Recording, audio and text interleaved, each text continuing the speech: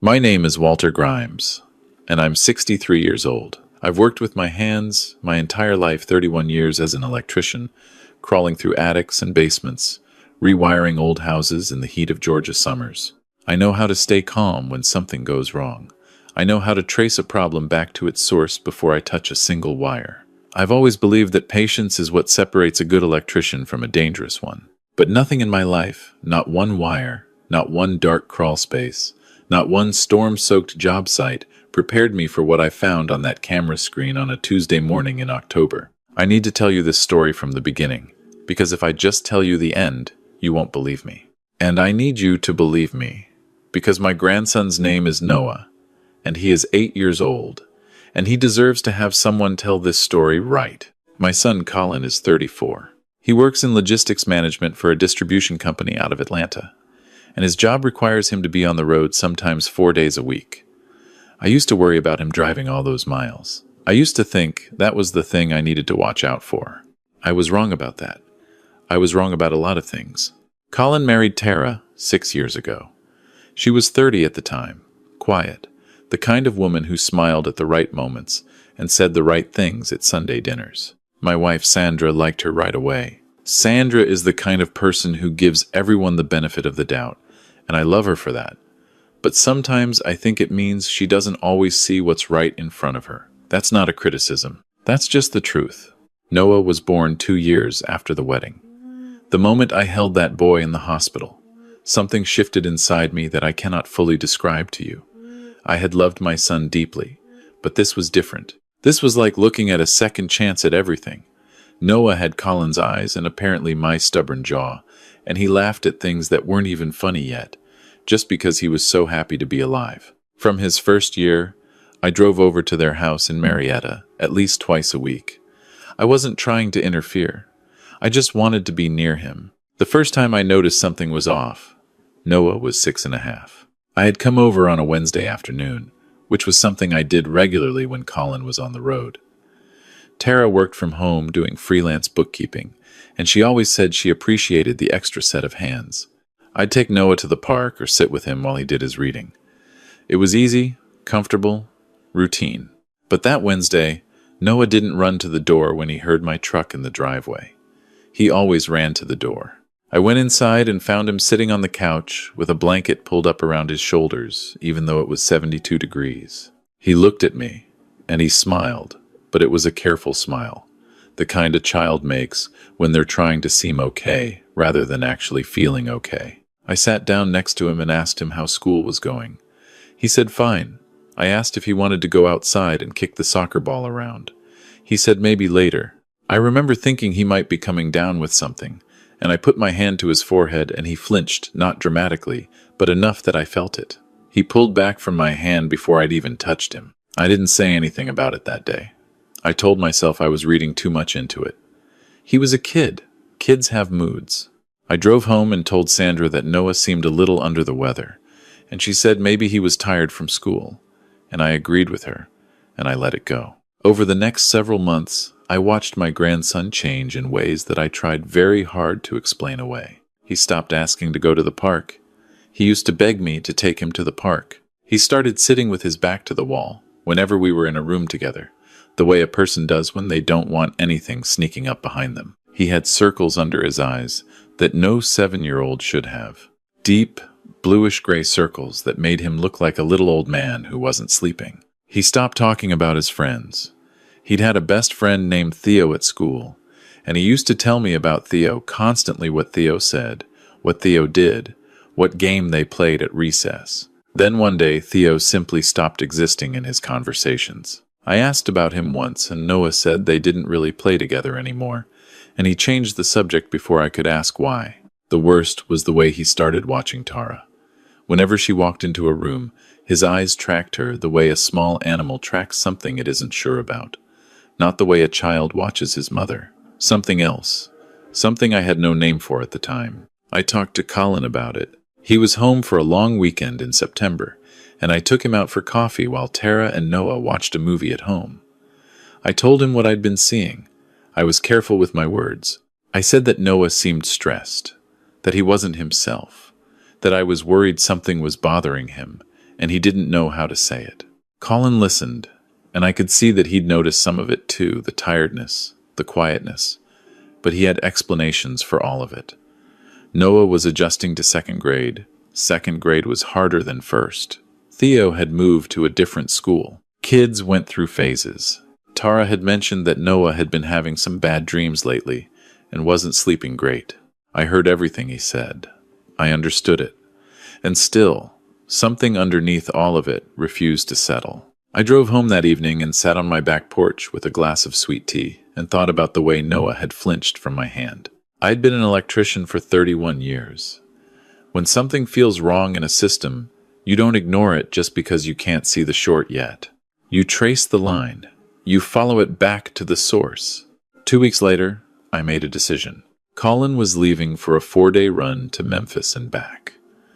I had offered to come by the house each afternoon to spend time with Noah and give Tara a break, which was something I did regularly anyway. But this time, I brought something with me when I came by the first day. A small wireless camera, the size of a smoke detector.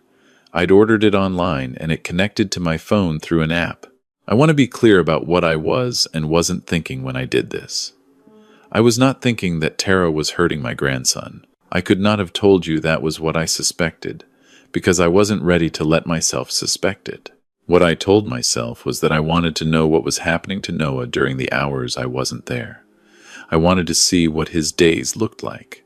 I wanted to understand what was making him look at the world like it was something he needed to survive rather than something he got to enjoy. I installed the camera in the hallway outside Noah's bedroom, angled slightly toward his door. I told Tara I was checking the smoke detectors, which was not entirely untrue because I did check them while I was there. I stayed for 3 hours that afternoon, helped Noah with a puzzle, ate a grilled cheese sandwich with him at the kitchen table, and then drove home. I checked the app on my phone that night, and the footage was clear and steady. Nothing happened that night. I watched the whole thing.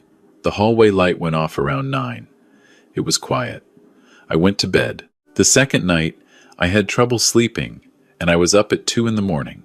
I opened the app mostly out of habit, mostly expecting nothing. The hallway was dark.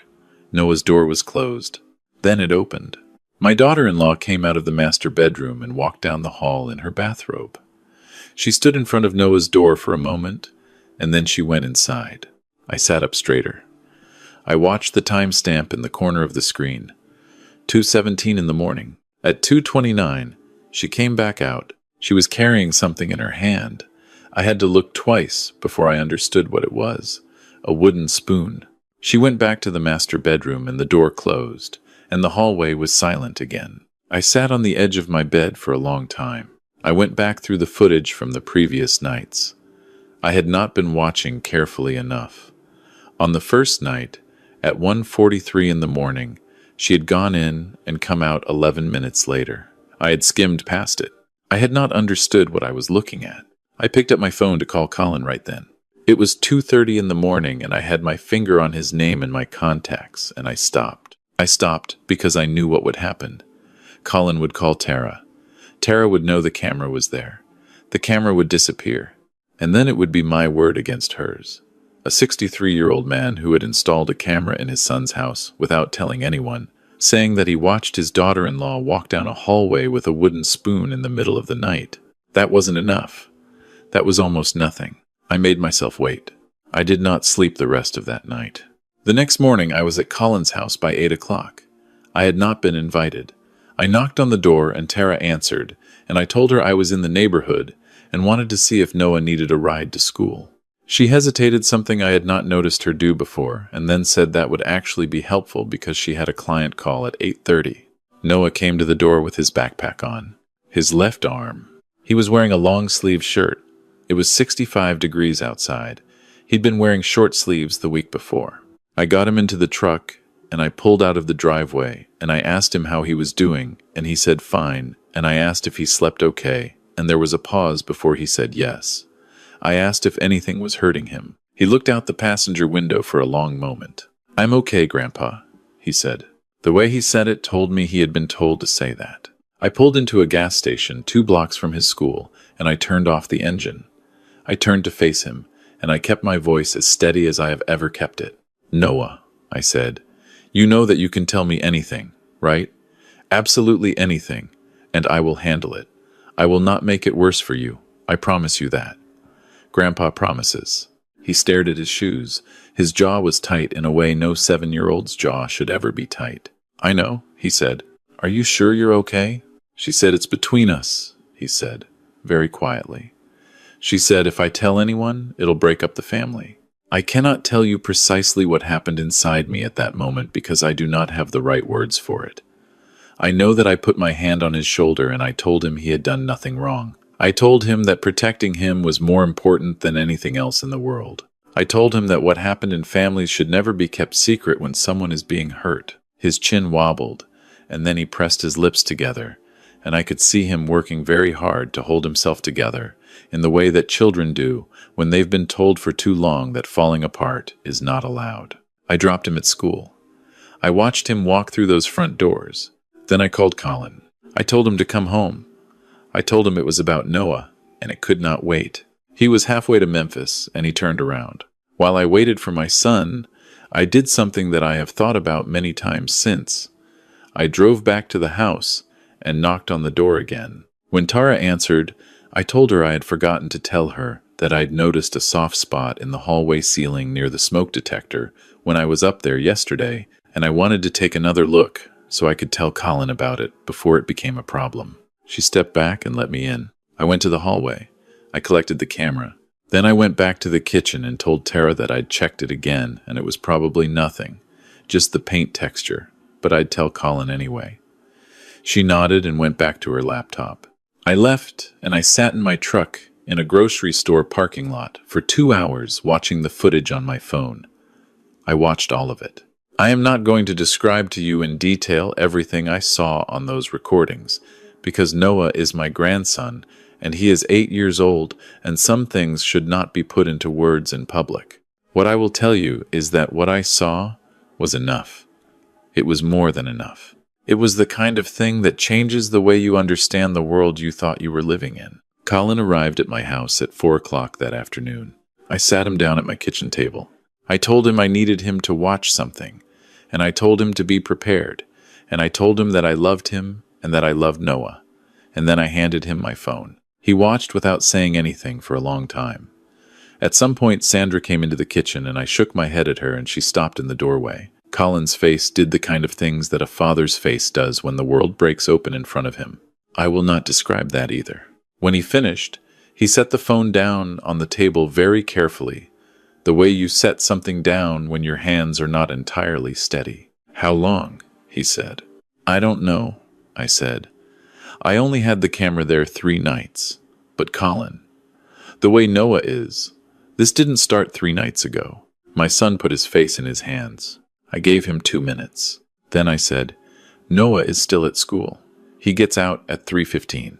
You need to go get him right now, and he needs to not go back to that house tonight. And then tomorrow morning, we are going to the police. He looked up at me. Tonight, I said, you do not go home. You call Tara, and you tell her Noah is staying at my house. You do not tell her anything else. Can you do that? He nodded.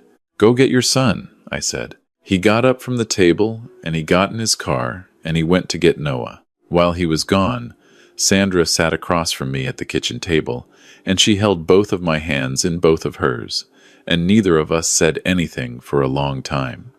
I had to tell her some of it, not all of it.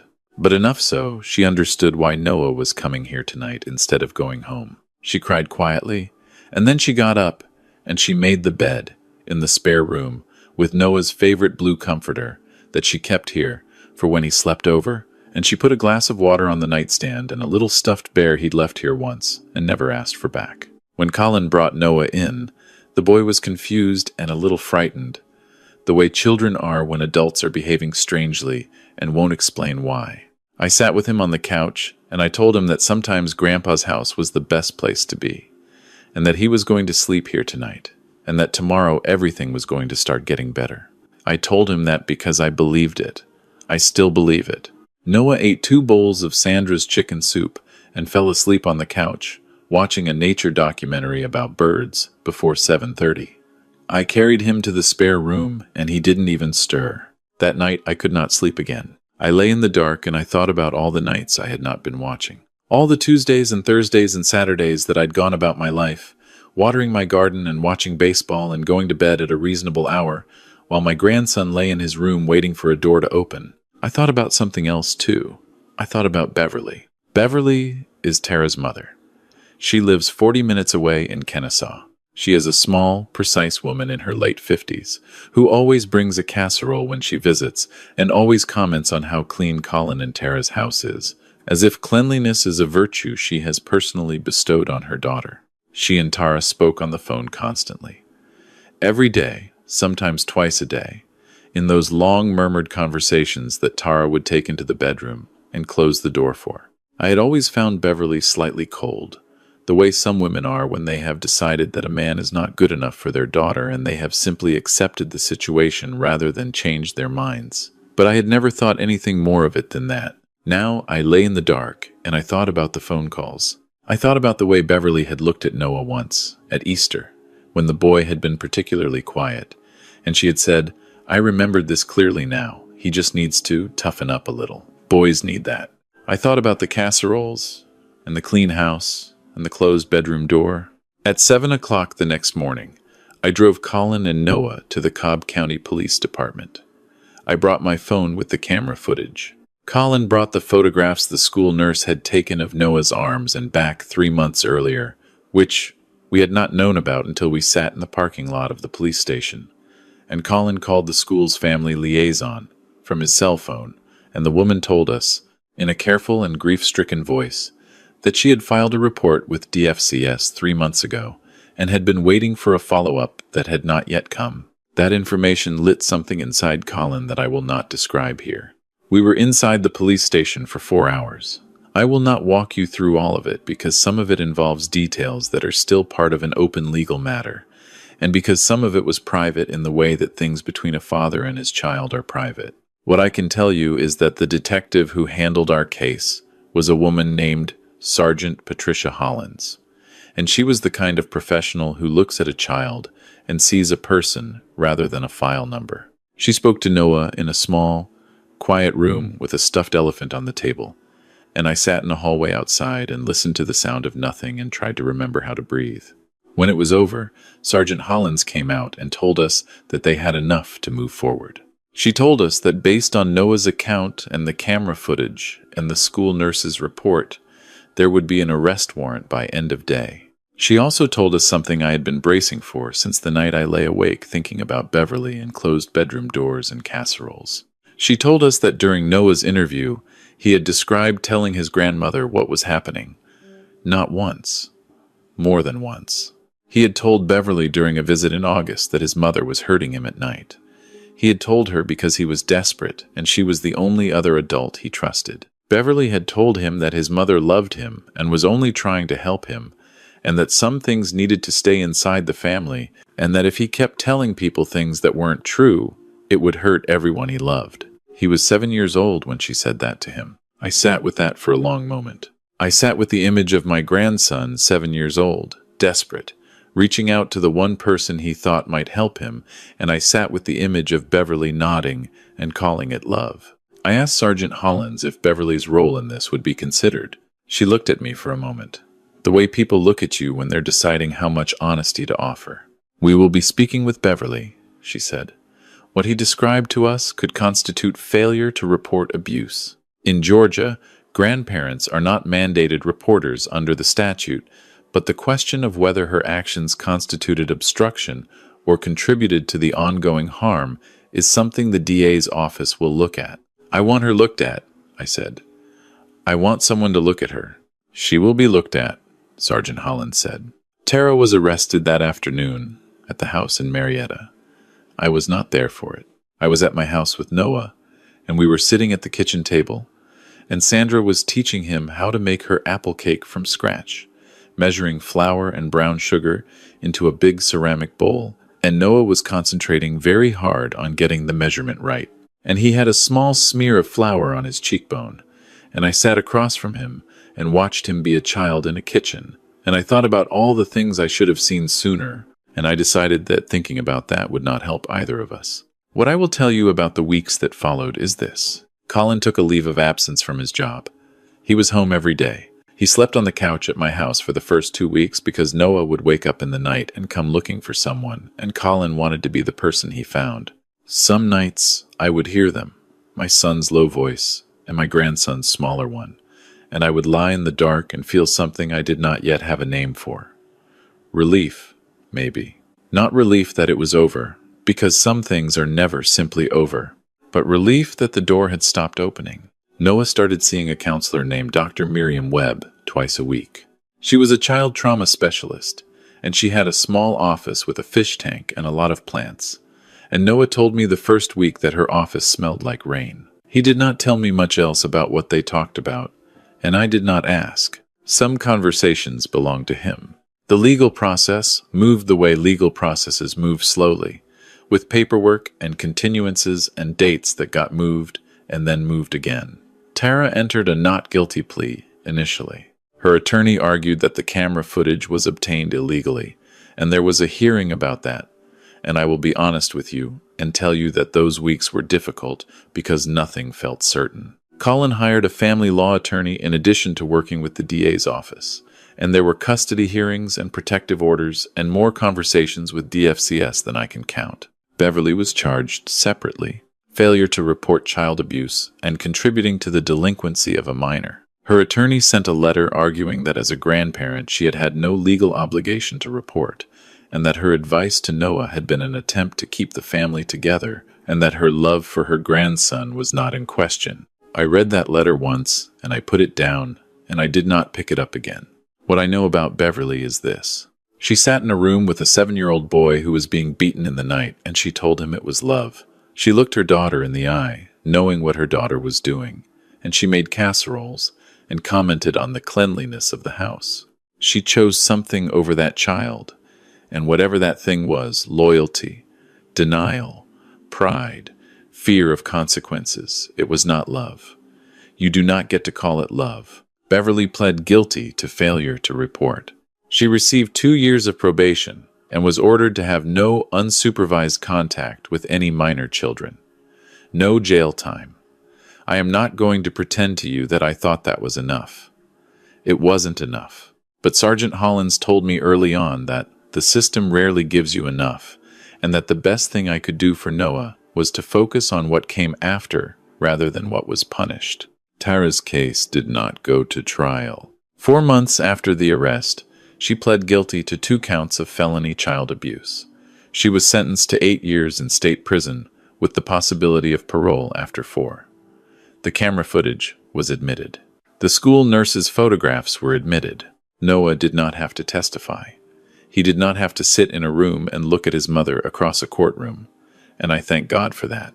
Colin was granted sole legal and physical custody of Noah.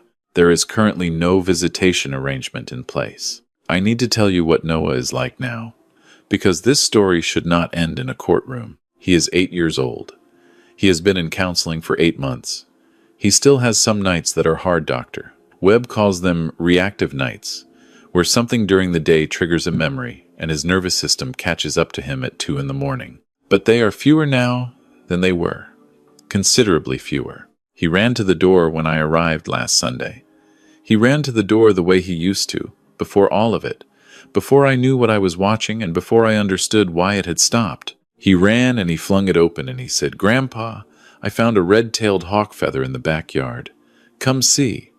And I followed him around the side of the house and he held up this long, banded feather, like it was the most extraordinary thing in the world, which, in that moment, it was. He is starting to talk again, about school, about his friend Marcus, who has replaced Theo as his primary topic of conversation, about birds, which he has developed a sudden and passionate interest in, since Sandra gave him a field guide back in November. He studies the pictures with the same fierce concentration he gives to measuring flour.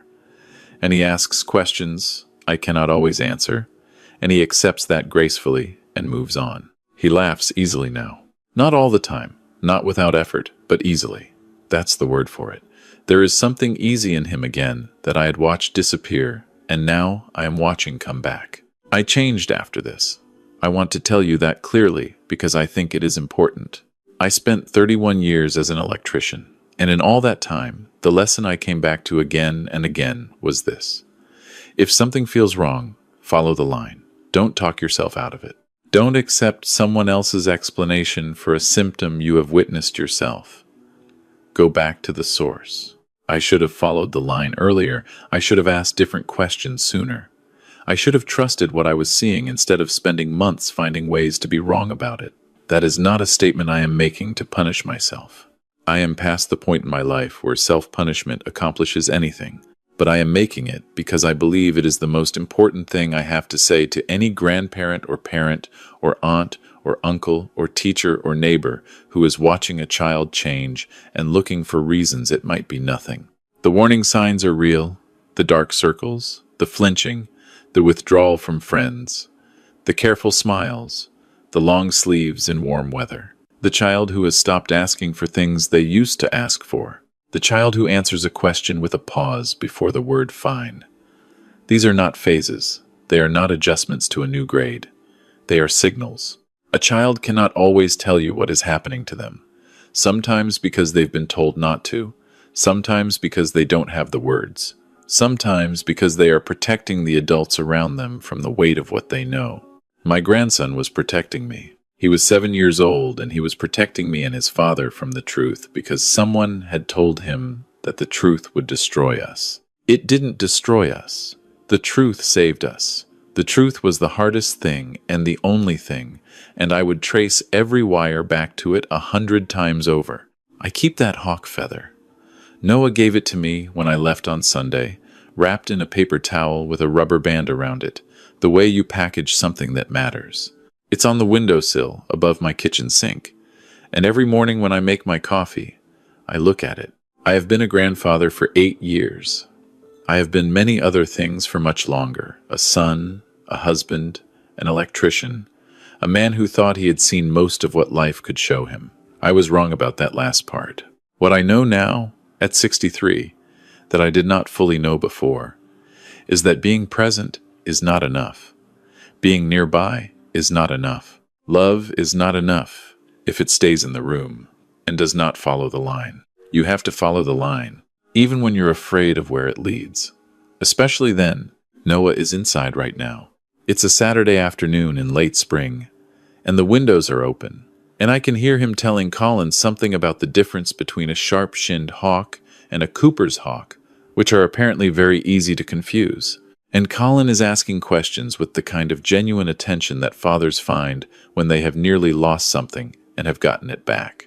Sandra is in the garden. There is a casserole in the oven, her recipe, the one she makes from scratch. I am sitting at this kitchen table, and the feather is on the windowsill, and the afternoon light is coming in at a low angle, the way it does in Georgia at this time of year. Warm and golden, the kind of light that makes everything look like it has been given back to you. Maybe that is exactly what has happened. Maybe that is exactly what this is.